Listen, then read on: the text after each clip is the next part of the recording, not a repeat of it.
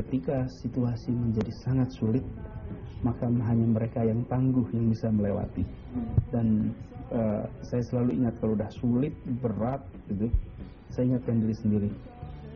Anies dia punya latar belakang akademis yang baik, punya komitmen pada demokrasi, civil society, dan dia juga punya track record yang terlibat dalam gerakan-gerakan mahasiswa.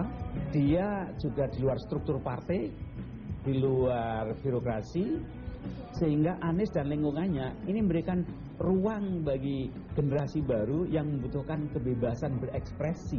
Anies jam terbangnya harus ditambah lagi, kemudian pergaulan lintas kelompok-kelompok ini juga diperkaya lagi. Pemirsa, Anda di Mata Najwa episode Sang Pendobrak. Malam ini saya undang ke studio Mata Najwa Rektor Universitas Paramadina, Anies Baswedan. Selamat malam, Mas Anies. Selamat malam. Terima kasih sudah hadir episode Sang Pendobrak malam ini. Thank you. Mas Anies menjadi rektor dalam usia yang relatif sangat muda. Kemudian juga Anda mendapat penghargaan dari berbagai kalangan, terutama dunia internasional, dan dianggap menjadi intelektual kelas dunia dibandingkan dengan orang-orang lain yang mungkin dianggap hanya jago kandang. Bagaimana sih Anda memandang semua penghargaan yang telah diterima itu? Ya, begini, penghargaan itu saya sendiri merasa tersanjung, tetapi sebenarnya ada banyak sekali orang di Indonesia yang sangat mumpuni dan deserve lebih daripada saya. Dan buat Indonesia sebenarnya bukan hal baru ini.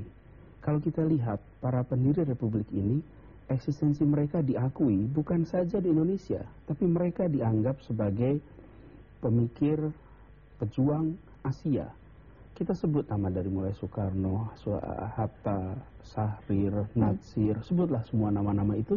Tapi kan sempat ada gap, Mas Anies. Sempat ada gap ketika itu terjadi puluhan tahun yang lalu, sempat ada gap dan baru kemudian muncul sekarang lagi. Nah, saya rasa sekarang ini bermunculannya banyak sekali. 6 degree separations, misalnya, itu ilmuwannya dari Indonesia, Robi Muhammad. Ya. Ada banyak lagi yang sebenarnya sudah pada level global. Nah, kita harus memahami bahwa Indonesia sekarang itu memasuki era baru. Saya bukan saja warga Jakarta, saya juga warga Indonesia dan saya warga dunia. Sehingga apa yang mau kita raih, apa yang kita pikirkan bukan saja menyangkut wilayah domestik, tapi wilayah internasional. Mas, kalau kita bicara soal pemimpin muda, sang pendobrak, malam ini kita bicara soal itu. Apa sih menurut Anda karakteristik yang harus dimiliki? Terkadang orang membuat suatu justifikasi pembenaran, terutama dari yang tua-tua. Janganlah didikotomikan yang muda dan yang tua. Padahal sesungguhnya kan ada ciri-ciri tertentu yang dimiliki yang muda yang memang ya sudahlah yang tua tahu diri saja. Memang tidak punya kok ciri-ciri itu. Jadi gini, kalau bicara muda, muda itu karena usia. Dan dengan kemudaannya dia membawa gagasan baru. Bila pemimpin muda hanya menonjolkan kemudaannya, maka nothing new. Orang muda menjadi menarik. Itu ketika dia membawa ide baru, membawa gagasan baru, inspirasi baru, dan dia menawarkan perubahan yang sifatnya positif.